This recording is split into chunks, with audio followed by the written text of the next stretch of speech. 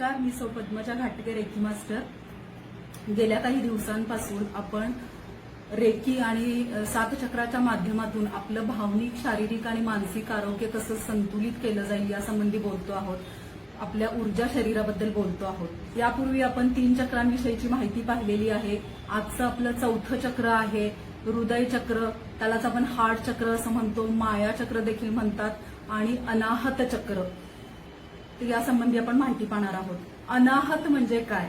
आता अनाहतचा अर्थ आहे घर्षणाशिवाय होणारा ध्वनी. असा ध्वनी कधी आपण ऐकलेला आहे का हो? नाही ना, कारण तो फक्त आपल्या हृदयातच ऐकायला येतो. बघा, आपल्या हृदयाचा आवाज हा घर्षणाशिवाय होत असतो आणि हृदयामध्ये 10 प्रकारचे नाद आपल्याला ऐकू येतात. म्हणून अनाहत असं म्हटलेलं, याचं नाव अनाहत असं आहे. हे चक्र आपल्या भावभावनांशी संबंधित आहे, चांगल्या वाईट भावनांशी निगडीत आहे, आपल्या स्पर्शाशी संबंधित आहे, आणि हे चक्र सगळ्यांनाच माहित आहे की प्रेमाशी संबंधित आहे. याचं स्थान मणिपूर चक्राच्या वरती आणि छातीच्या जवळ आहे. याचा रंग हिरवा आणि गुलाबी असा सांगितलेला आहे. याचा मूल मंत्र आहे यम. याची देवता आहे ब्रह्मा. लहान मुलांमध्ये 12 ते 15 या वयोगटामध्ये हे डेव्हलप होत असतं आणि याच वेळेला मुलांच्या फिलिंग्स डेव्हलप होतात, म्हणून मुलं या वयात प्रेमात पडतात.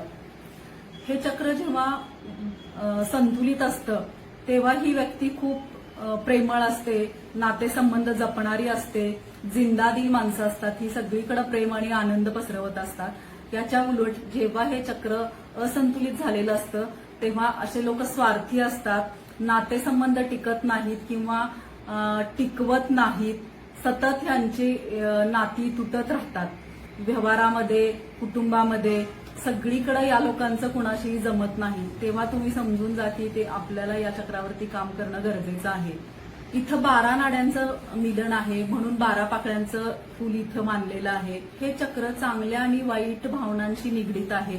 म्हणजे जे काही आपल्या मनावरती आघात झालेले असतात, वाईट प्रसंगातून आपण गेलेलो असतो, तेव्हा ज्या काही भावना आपल्या आहेत त्या सगळ्या आपण इथे साठवून ठेवलेल्या असतात. त्याचं स्टोरेज इथं केलेलं असतं आणि त्यातून आपण कधी रिकामे होत नाही. तर इथं इतकं भरून ठेवलेलं असतं. त्याच्यासाठी आपल्याला या हिलिंगची खूप गरज आहे.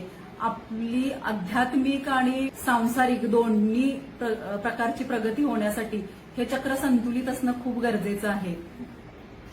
पहिली 3 चक्र सांसारिक चक्र आहेत, मूलाधार चक्र, स्वाधिष्ठान चक्र आणि मणिपूर चक्र. आणि हृदय चक्र हे आध्यात्मिक चक्रातलं पहिलं चक्र आहे. त्याच्यावरती विशुद्धी, आज्ञा आणि सहस्त्रार ही चक्र येतात. अनाहत चक्राच्या वरती 3 चक्र आहेत आणि खाली 3 चक्र आहेत. या 6 चक्रांचा संगम जो आहे तो अनाहत चक्रामध्ये आहे.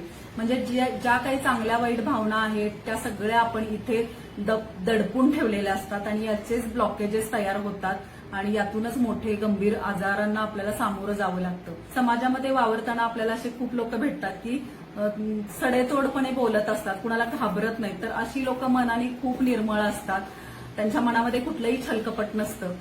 पण जेव्हा काही लोक आपल्या आजूबाजूला असतात, आपल्या खूप जवळ येण्याचा प्रयत्न करतात, खूप गोड गोड बोलतात, तेव्हा तुम्ही समजून जा की अशा लोकांपासून आपल्याला सावध राहायला हवं.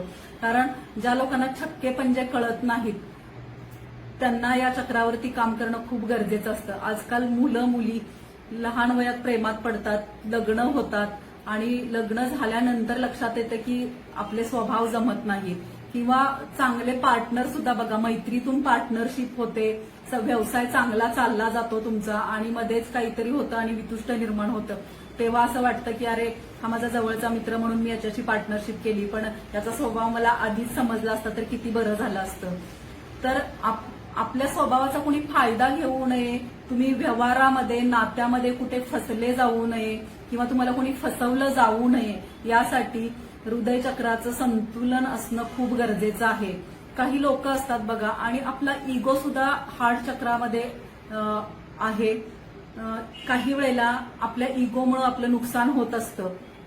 किंवा काही लोक असतात की त्यांना खूप सवय असते विनाकारण ज्या गोष्टींशी आपला काही संबंध नसतो तर खोदून गोष्टी काढायच्या, विचारायच्या, आणि अशी लोक मग कुठेतरी अडचणीत येतात. पण होतं काय, समोरचा माणूस तुमच्याकडे आलेला नसतो, तुम्ही स्वतःहून त्याला जाऊन काहीतरी विचारता करता. ती एक सवय असते आपली. माणूस आहे, माणसाचा स्वभाव धर्म आहे तो. पण तो एक दोष आहे आपल्या स्वभावातला. जेव्हा आपल्याला कुठल्या गोष्टींशी आपला संबंध नाही त्या संबंधी तुम्ही चौकशा करत जाऊ नका, कारण आपण या गोष्टींमुळे संकटात येतो. इगो जसा आपल्याला संकटात आणतो तसाच या सवयीमुळेही आपण खूप संकटात येतो. म्हणून आपण नॉन जजमेंटल राहायला शिकलं पाहिजे. माणसाच्या आयुष्याचं ध्येय काय आहे तर सेल्फ रिअलायझेशन मोडवरती येणं हे आपल्या आयुष्याचं ध्येय आहे. आणि जेव्हा आपण पृथ्वी तत्वातून आईच्या योनीतून जन्म घेतो तेव्हा आपलं मूलाधार चक्राचं काम कंप्लीट होतं. तिथं तुम्ही स्वतःच्या पायावरती उभा राहता, मोठे होता, पृथ्वी तत्वातून वाढ होते तुमची. त्यानंतर जलतत्वामध्ये स्वादिष्ठान चक्रामध्ये तुमचा संसार येतो, तुमचं कुटुंब येतं, तुमची मुलं बाळं येतात. त्यानंतर मणिपूर चक्रामध्ये तुमचं अर्थक्षेत्र सगळं येतं. तुम्ही स्वतःची प्रॉपर्टी कमवता, पैसे कमवता, योग्य मार्गाला अग्नितत्वामधून हे सगळं योग्य मार्गाला लागतं.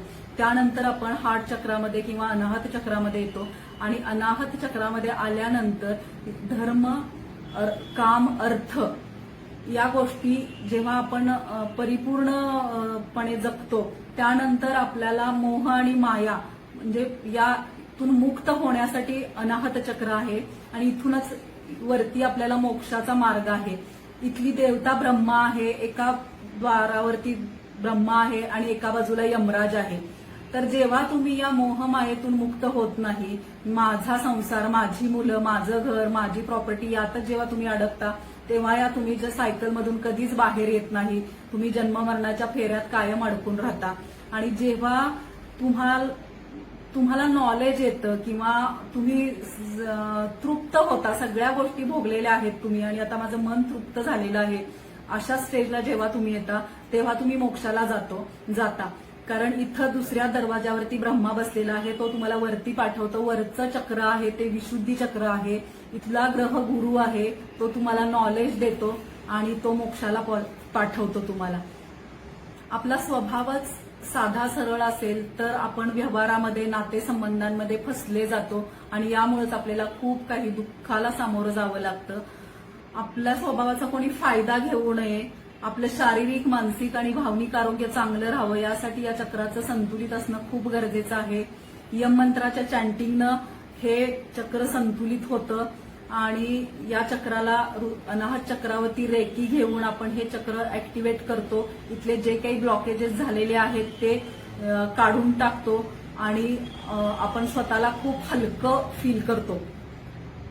म्हणून हे चक्र बॅलन्स असणं खूप गरजेचं आहे. धन्यवाद.